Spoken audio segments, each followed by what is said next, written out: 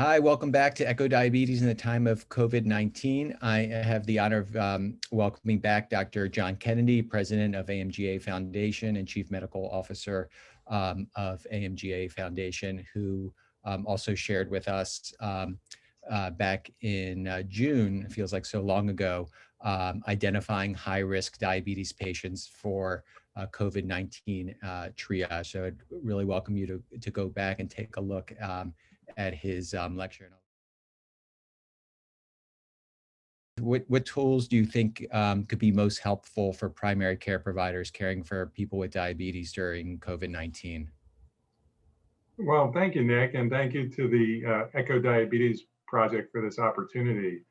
There are so many new tools that have come available. I think it's really a matter of just picking the right tool for your practice. Across our AMGA membership, our members have had success working on different platforms. Up in Detroit at Henry Ford Health System, we just had a presentation where their health plan really focused on using the Livongo system. And they were able to get these glucometers out to their patients, and then they could accumulate the data in their practices. And there's a health coaching feature with this because these glucometers are cellular enabled. And that allows the patient then to receive some feedback. And they were able to improve their time in range and reduce their hemoglobin A1C, and also really help prevent emergency room visits and overall improve the satisfaction of the care of their diabetes population. Now, other systems have used different platforms. At Geisinger, we had used the platform from Diasen, now Gluco. And there, no matter what glucometer the patient has, that's able to accumulate the data and then provide it into standardized reports. And that really helps facilitate the information at the point of care in the clinic. And there's also some patient feedback if they download the mobile app that they can see their time in range, they can understand their highs and lows, and then they can bring that summary data to the attention of their physician for improved care. I think other companies have figured out similar solutions for their own technology, such as Medtronic. This is essentially proprietary using the CareLink system, but it works really well for their products for any Medtronic pump or continuous glucose sensor patients. And you can have this system set up and get standardized reports that can be brought to your clinic so that care decisions can be made. But I always tell people, don't forget about your own portal. So if you're on an electronic health system, perhaps an Epic health system, and you have MyChart, at Geisinger, we were able to set up standardized messaging to our patients, such as those with gestational diabetes. And they were able to then transmit via the portal their glucometer results in a way that would allow mid-levels to make interval changes between physician visits. So no matter what platform you use, there's a number that are out there to help take all the data that's involved in managing complex patients with diabetes and lead to improved outcomes. What resources do you recommend for PCPs to take advantage of for their practice for their patient right now, kind of maybe aside from the remote monitoring since what you just referenced, or in addition to, for that matter? Sure. Well, now that I'm in the association space, I've learned that your professional associations and your trade associations have a number of resources that are available to you. At AMGA, we have a website on our Together to Goal campaign, and it's just the word together to goal.org.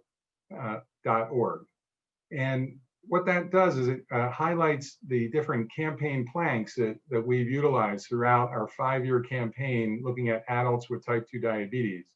And we organize it into those that are empowering patients, those that are improving care, and those that are focused on technology. So you can go right to that website and you can click on the interactive link, and it'll immediately bring up the resources that are associated with that campaign plank. There's videos and there's one-page PDFs that can be downloaded to help improve whatever area you're looking for your patients with type 2 diabetes. I also really recommend the resources from ADCES. They have a wonderful platform, really a library called DanaTech. And so for any of your diabetes educators that are members, they have access to this. And it organizes all the different diabetes technology with nice summary pages that you can select and choose that technology that you'd like to integrate into your practice the best. And I'd say thirdly, AACE, the American Association of Clinical Endocrinology, they've really opened up their membership now so that there's a very low cost option for community members that can get access to all the resources, including their diabetes resource page. And they have very nice PowerPoints and algorithms that take the complexity of diabetes medication treatment and really break it down into manageable steps. What are some recommendations you might have to PCPs about helping patients who are most at risk stay safe? The cardiovascular risk factors. You know, we're seeing recent studies that show that if you pay attention to all of a patient's cardiovascular risk factors, you can improve their long-term health outcomes with type 2 diabetes and in general in the US population. And so by attending to those cardiovascular risk factors before the patient gets sick, hopefully that'll stabilize the endothelium of their blood vessels. And if they do get COVID, it'll be a mild to moderate case and it won't turn into the full-blown syndrome that we see affecting so many people. What do you think PCPs can do at this time to help patients manage their blood glucose by also trying new medications that may be outside of insulin? Yeah, I think that there's a big challenge now in this virtual environment for starting new medications. And so my advice would be to start with a low dose and increase slowly. Oftentimes, what we'll do is if somebody's already on 1 or 2 oral medicines and a basal insulin, if we're adding a new medicine that has cardiovascular protective evidence, we'll reduce that basal insulin by 20 to 30% right off the top, or reduce their sulfonylurea by up to 50% in order to prevent hypoglycemia in the first 2 to 4 weeks of dose titration.